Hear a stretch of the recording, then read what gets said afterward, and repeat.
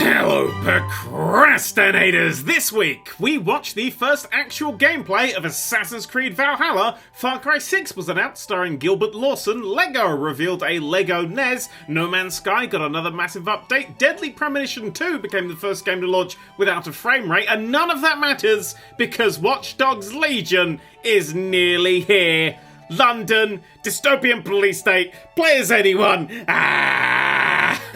I've spent pretty much the entire last week watching other people's footage of Watch Dogs Legion, and I have now curated a pretty comprehensive idea of what the game can and can't do. And yes, I'm aware that I wasn't invited to play it early. I'm fine with that, especially fine that John got to play it early, not like I wrote about the last one in a best-selling book or anything! Anyway, violent anger aside, let's dig into the interesting shit. Now, the release date shifting from March this year gone to October this year coming wasn't the developers' idea. This was from Ubisoft's higher-ups, aiming for a higher quality of games ever since Tom Fancy's latest game hit the floor with a damp thud. And it looks like the developers have taken this extra time and just ran with it, changing up huge amounts of systems.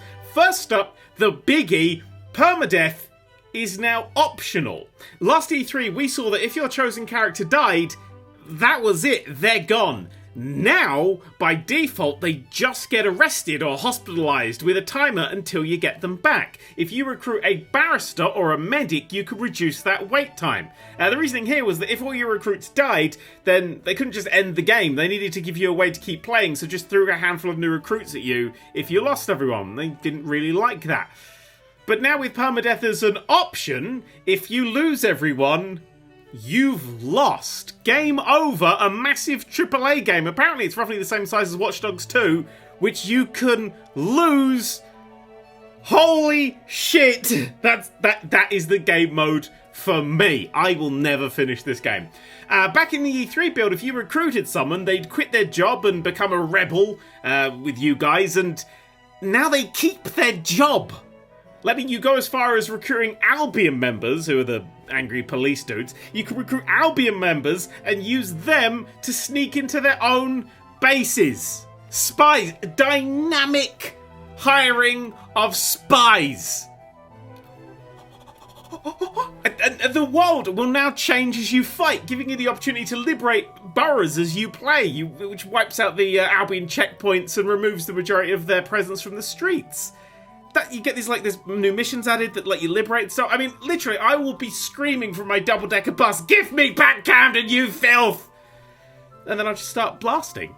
Or not. The extra dev time has apparently had a big focus on non-lethal playthroughs as well. So everyone you recruit can equip one of 4 non-lethal weapons, even replacing the ones that they have. So sure, it'll be fun to pin someone to the wall with a builder's nail gun. We all definitely want to do that. But that's not exactly the DedSec way, now is it? So you can replace that weapon. When I say now is it, I mean, it's really up to you. I mean, personally, I want a team of nothing more than 10 human statues who just do nothing but tase people. That's an option. It's actually an option. You could pretend to be a human statue to escape detect. That's an option in the game. I could play as a team of non-lethal mimes. That makes them scarier somehow. But actually, that leads into a good point. The leveling system for each character is gone, meaning that they're now rigid in what you can do with them. You can sort of get global DedSec upgrades, but if you recruit your Nana, she's not going to be able to eventually go in RPG blazing and expect to come out the other side anything other than a pile of blood, false teeth, and cardigan debris. You'll have to play the strength of each character you recruit, not eventually turn each one into a fully fledged protagonist. And that point right there, that point is putting some people off, including this one dude at IGN who seems to be having a fucking existential crisis due to this game. If I can play as anyone, then who am I? Everyone! Look, video game stories range from atrocious, hi David Cage, to, well, awful, hi David Cage. Look, occasionally, very, very rarely, one will be good. God of War, Portal, every Metal Gear Solid before 4. These are the fucking outliers in this medium. A video game story that is lauded by the press would just be serious, generic, and 70 fucking hours long. Video game stories just aren't very good, because most of the time they cut to film a different fucking media to tell them. That's like if Star Wars kept stopping so you could read some fucking Wikipedia articles that they were displaying on the screen. Which, from what I hear, is actually in the Rise of Skywalker director's cut.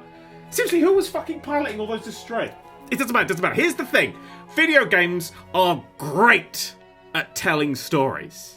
Nobody forgets their first moon landing in Kerbal, the first time you met another person in Journey, or that time they accidentally went to war in Hogwarts while playing Skyrim. Don't ask, just read the book.